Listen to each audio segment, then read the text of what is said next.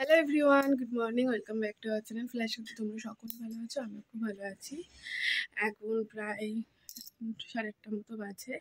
তো এখন আমি একটু শরবত করব, ছাতুর শরবত। আমি আর দিদা দুজন মিলে খাবো, শরবত করে নেবো। আর আজকে মাছ তো আনা নেই, মাছ মামুনি আনবে। আর এখানে পটল আছে, পটলের একটা তরকারি করব। আর কটা জামা কাপড় ছিল, সেগুলো এখন ভেজাতে দিলাম, তারপর ওগুলো কাচবো। আমি শরবতটা করে নিই। প্রচণ্ড পরিমাণে গরম পড়ছে, গরম যা পড়ছে মানে বলার মতো নয়। তাই এখন অনেকটাই সকাল, কিন্তু তাও এত গরম কি বলবো। এখনও অনেক আমার সারাদিনের কাজ আছে, রান্নাবান্না আছে, জামা কাপড় কাচা আছে। তাই ভাবলাম সকালবেলা একটু ছাতুর শরবত করি। ছাতুর শরবত করলে মানে পেটটাও ঠান্ডা থাকবে, রোদটাও কম লাগবে, ওই জন্য করতে চলে এসেছিলাম। তো আমি একার জন্য করবো না, দিদাও আছে। দিদাকে বললাম তুমি একটু খাও। দিদা বললো হ্যাঁ কর, পাতলা করে কর, অল্প ছাতু দিয়ে, তাহলে খাবো। তাই আমার আর দিদা দুজনের জন্যই করছিলাম। এখন ছাতুর শরবতটা করে নেবো, করে দিদাকে দেবো, দিদা খাবে, তারপর আমি খাবো। তারপরে ঘরে দেখলাম পটল আছে, পটল করব। আর মাছ তো আজকে নেই, হয়তো মামনি আসার সময় মাছ আনবে। আর কালকে আমাদের রুই মাছ রান্না হয়েছিল, আর মামনি একটু পাঙাশ মাছও নিয়েছিল। পাঙাশ মাছটা আমরা কেউ খায় না বলতে মামনি আর ও খায়, আর দিদারা খায়, ওই জন্য দিদা মনে হয় ওটা পাতায় দেবে খাবে বলে।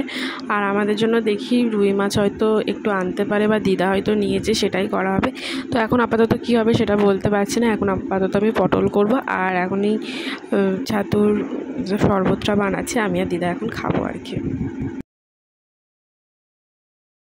কি হয়েছে বলবে তো? ওগুলো কেমন হয়েছে বলো। খুব সুন্দর হয়েছে। দিদাকে দিয়ে এলাম, এবার আমারটা আমি গুলে নিচ্ছি। দুটোই তখন গুলেছিলাম, দিদারটা ভালো করে গুলে দিয়ে এসেছি, এসে আমারটা একটু গুললাম, নাহলে তলায় পুরো জমে যায়, জমে গেলে ভালো লাগে না। এখন আমি একটু লাইটটা অফ করে ফ্যানটা চালিয়ে একটু বসবো, বসে খেয়ে নেবো। আর আজকে অনেক কটা কাচার আছে, জামা কাপড় কাচবো, সঙ্গে না জুতোগুলো অনেক দিন ধরে রয়েছে, ধোবো করে ধোয়া হচ্ছে না।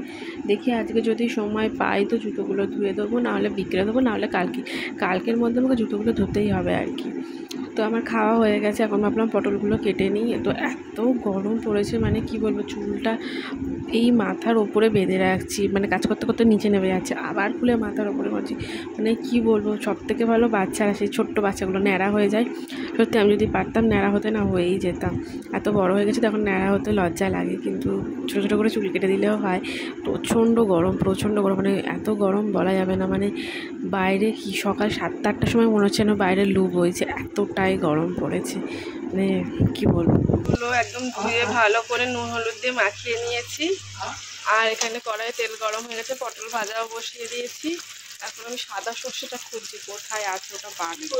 কি বলতো, মানে মাসকাবারির দোকান মাসকাবারি আছে। এবারে কি হচ্ছে, অনেকটা লেট এসেছিলো মাসকাবারির দোকান, কারণ মানে মাসের প্রথম দিকে ভাইয়ের জন্মদিন ছিল, তো টুকটাক করে অনেক কিছু আনা হয়ে গেছিলো, তো ওগুলো দিয়েই চলছিল। তারপর মাসের মাঝখানে বাজার করা হয়েছে, জন্য বাজারগুলো বার করা হয়নি। তো এখন দেখছি সর্ষেটা পোস্তর মতো লাগে, সর্ষেটা ভেতরেই ছিল, তো এখন বার করলাম। সর্ষেটা বাটবো, দিয়ে পটল দিয়ে সর্ষে দিয়ে একটু তেল পটল মতো করবো আর কি।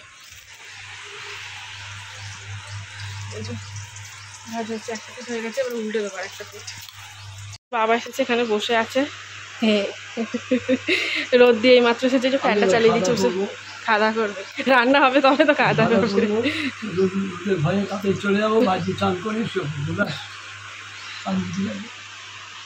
রান্না করে নি, কারণ বাবা আবার খেয়ে দিয়ে বেরোবে, তাড়াতাড়ি করে নি। সর্ষেটা সুন্দর করে বেটে নিয়েছে, একদম সর্ষে বাটা আমার হয়ে গেছে। আর এখানে পটল কিছুটা ভাজা হয়েছে, এখনো রয়েছে, কড়াই এখনো হচ্ছে। চলো তাড়াতাড়ি একদম রান্নাটা করে ফেলি। হয়ে গেছে, কাঁচা লঙ্কা চিড়ে দিয়েছি, আর এখানে টমেটো আছে, আর এই যে সর্ষেটাও আছে। তো এখন কড়াইয়ের মধ্যে আমি টমেটোটা দিয়ে দেবো। সর্ষে যেটা আছে না, সেটাই ছাঁকনি দিয়ে আমি মানে ছেঁকে তারপর দেবো, যাতে দানাগুলো না পড়ে। পোস্তর জলটা দিয়েছি, আর এইখানে দেখো এতটা ছেঁকে বেরিয়েছে, দেখতে পাচ্ছ, টকবক করে ফুটছে।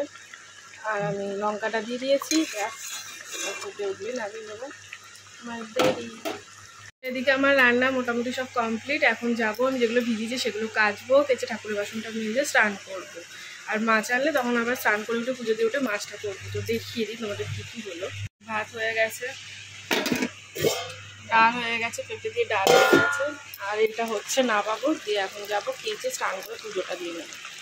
বালতি ভিজিয়েছি, এইগুলো কাচার পর কত জুতো আছে দেখি, আজকে এখন পারলে জুতোগুলো ধোবো, নাহলে বিকেলের দিকে ধোবো।